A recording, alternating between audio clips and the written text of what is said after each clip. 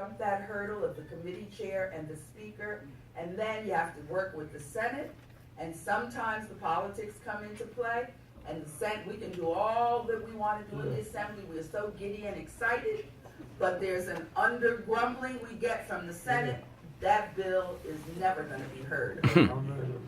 So those are the kinds of machinations that happen in the legislature. The Assembly, just as the Senate, we go in on voting session days, we convene to our respective caucus rooms. And in the caucus rooms, we debate and review the bills that are going to be posted up for a vote that day. That's where you have the behind-the-scenes, closed-door, knockout, dragouts. Because the Republicans are on one side of the building in their caucus room, the Democrats are on another side of the building in their caucus room, and you'll see back and forth prior to, for us, we vote at 1 o'clock. You'll see a back and forth between the Republican caucus room and our caucus room. We will get alerted maybe by 12 o'clock on a voting session day that the Republicans have sent us, because remember, we are both democratically controlled caucuses. The Senate has the majority and the Assembly has the majority. So the minority party will advise us which bills that are posted up for a vote that day are, quote, non-consent bills. Often it's a non-consent bill only because one person at the committee hearing voted no from the other party.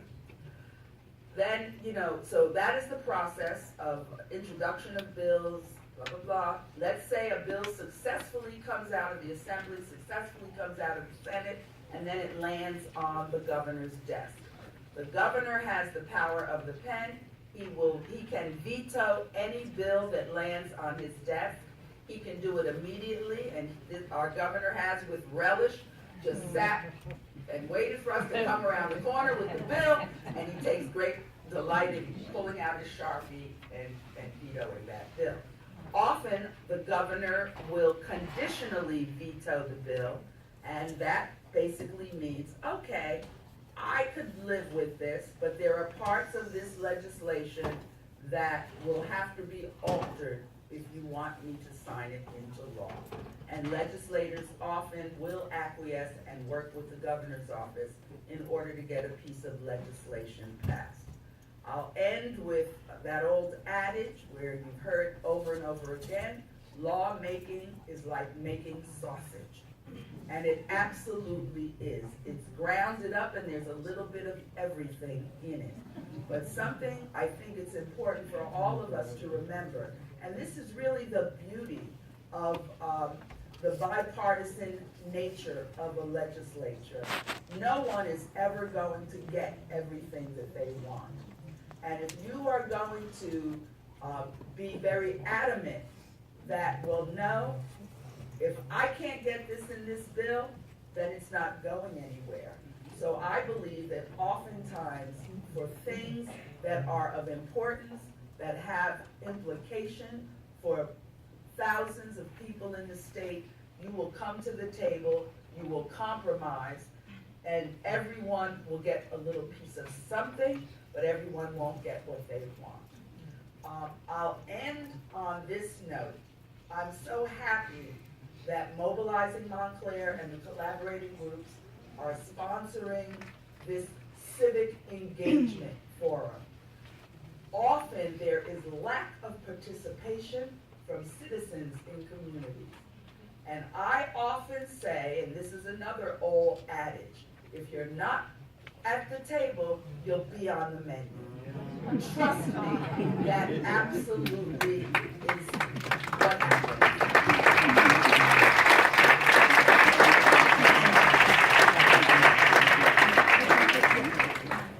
Thank you so much, Assemblywoman. And speaking of Montclair residents, I'm going to call forth this time Montclair resident Catherine Weller-Dimming to introduce our New Jersey Senator. Before we do that, I'd just like to acknowledge that we have a Boy Scout in the back with us, and so if you understand, everybody, I think we should give him a round of applause.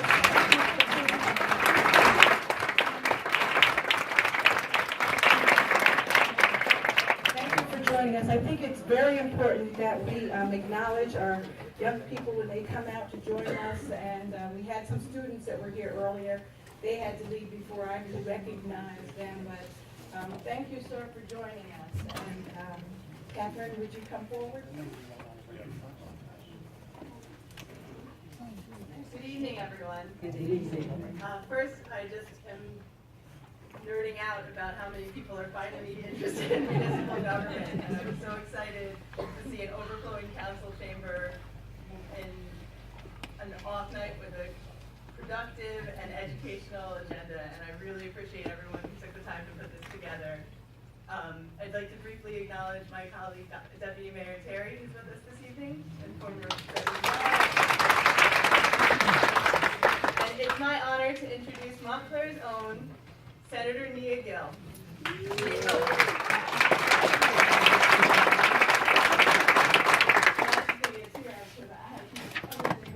Point out about our own Senator Gill.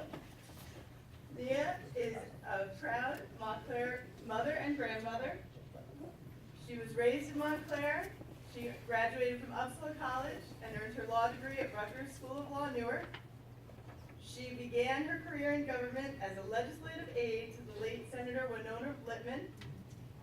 And after 4 terms in the Assembly, she was elected to the New Jersey State Senate in 2001. In 2010, she was chosen by her colleagues to serve as Senate President pro tempore. And she is currently a member of the Senate Judiciary Committee, making her the first African American and first woman to hold that position.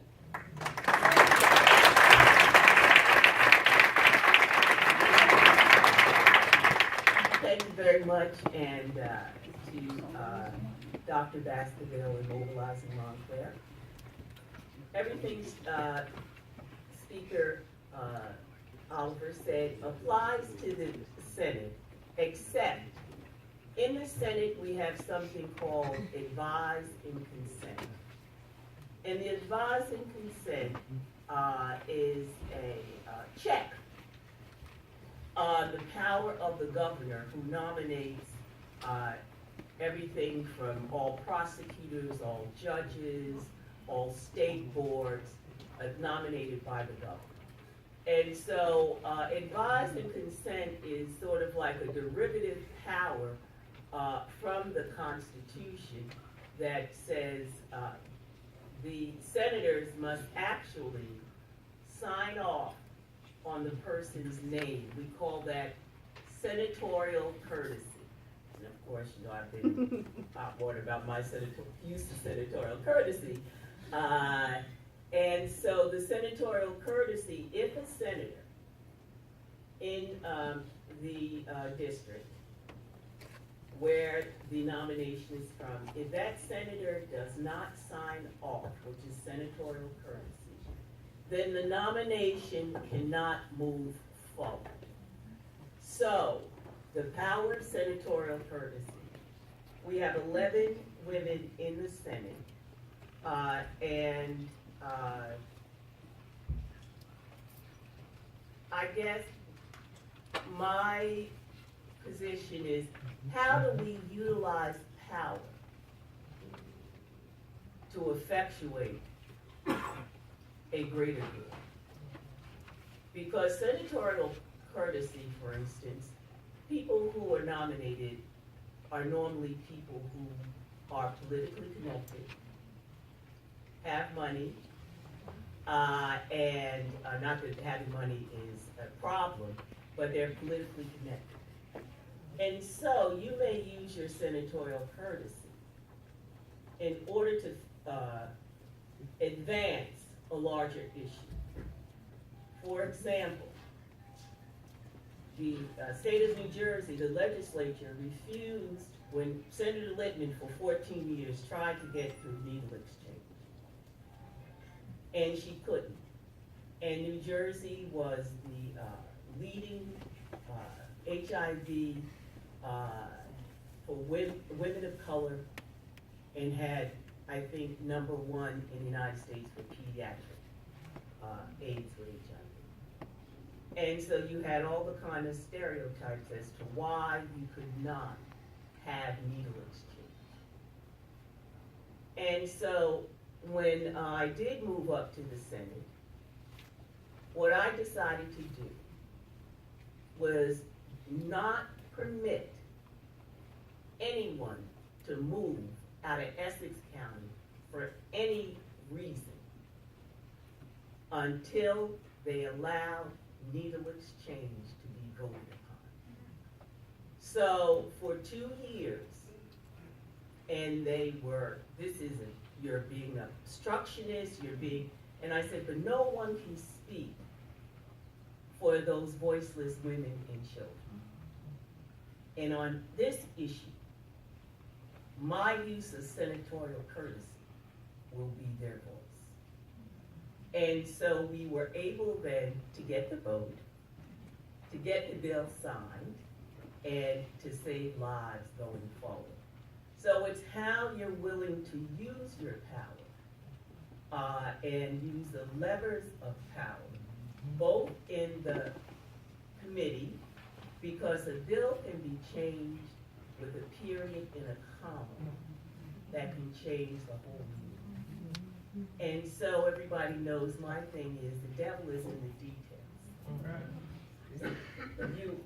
New Jersey loves you to vote by bill by title.